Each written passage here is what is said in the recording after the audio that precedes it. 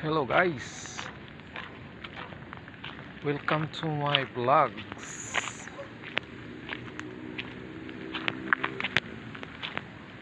For today's video guys,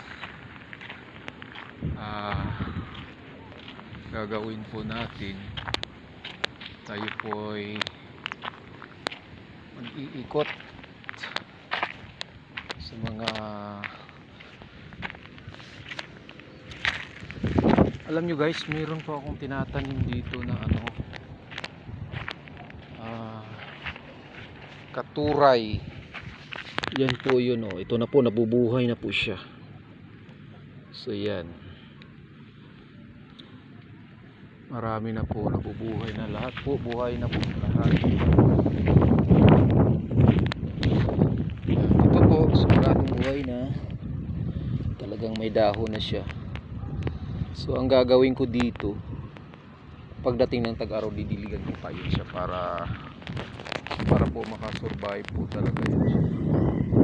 Yun po yung gagawin dito guys. Marami po yan.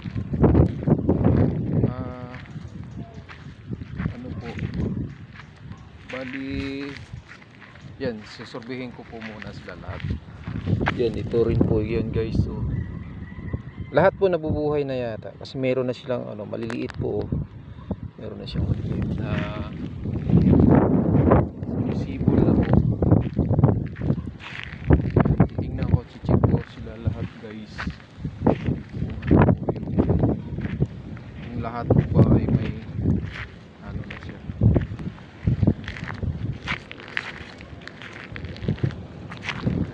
Kalahating buwan na po ito.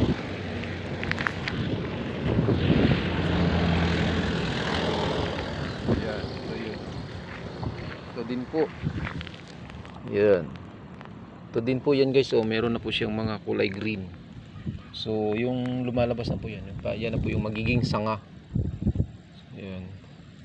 Ang sikreto pala dito, ang madali palang sumibol yung sanga na medyo mura. Kasi ito yung medyo magulang-gulang na sanga. Matagal po siyang nagkaroon ng ito maliliit na sanga. Yung bandang dulo po. Ayan, meron na siya. Yan, meron na po. Kulay green. Ito pa. Yan. Yan po, ito. Yan, sigurado na yan to guys. Ang gagawin ko na lang po niyan, alagaan ko po yung sarili.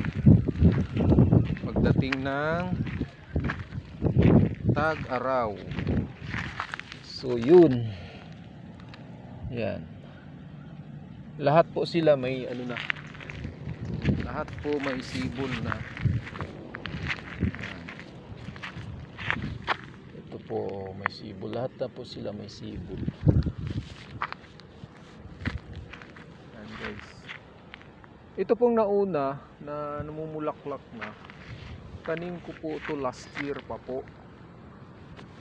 Totally marami po ito pinakalat ko dito, hinihilira ko dito. Kaso ilang puno lang po yung natuloy dahil gawa nung tinanim ko po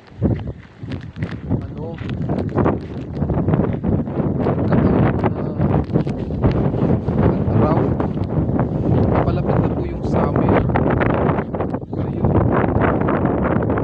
So ang daming bulaklak po. Yan po yan siya. Tanim ko po yan last year. So magwa 1 year na po ito. So yan tingnan mo yung, ito na po yung bulaklak guys. Yan, ang dami pong bulaklak. Grabe yan. Ayan katuray po tawag nito sa dito yata sa Tagalog. Hindi po alam kung Ayan, ito na po siya. Dali lang po siyang buhayin, parang malunggay din po siya. Daming yan yan na yung puno na yan. Marami po ito nung tinanim ko to, marami sila. Kaso nga lang palapit na yung summer. Yan, ito yan siya Ginugulay po ito guys. marami pong tumatangkilik nito. Mas ang nakakaalam nito talaga yung mga Ilocano tsaka Bicolano. Talagang alam na alam nila ito. So yun, nang marami na pong tumatangkilik, so ang ginagawa ko, damihan ko. Kaya yun po yung naisip ko guys na itanim. Marami pong nagugulay nito, mga customer ko, minsan yung mga kasama ko sa trabaho, yun ginugulay po nila. Kahit ako din, sinatry ko din, masarap din siya. Masarap din siya guys.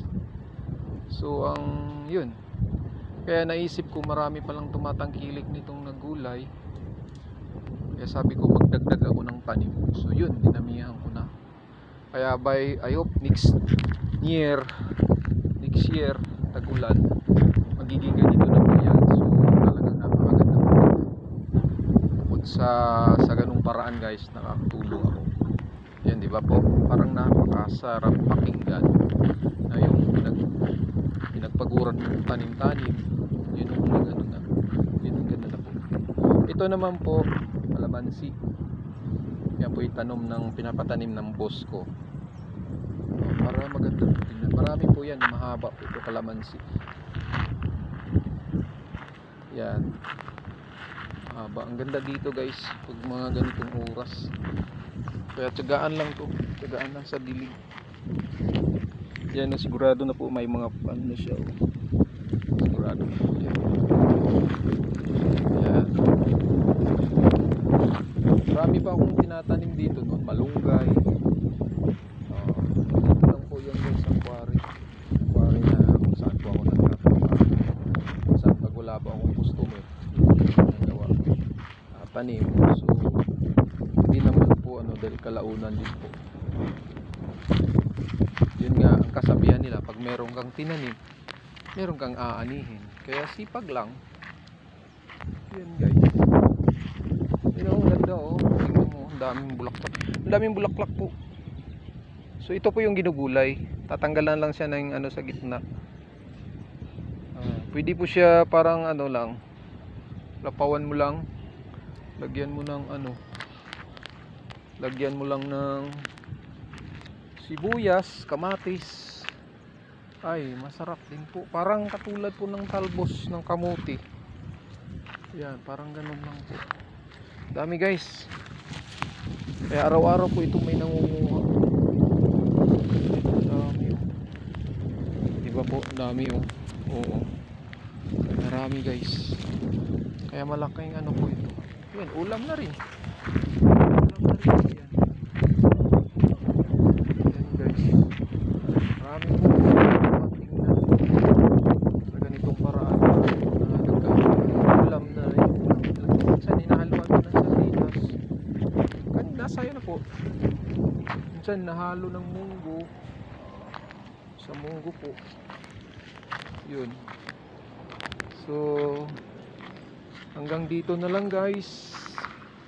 Thanks for watching and please subscribe my YouTube channel, Muse Vlog. Bye bye. Thank you po. Thank you and Happy New Year ulit.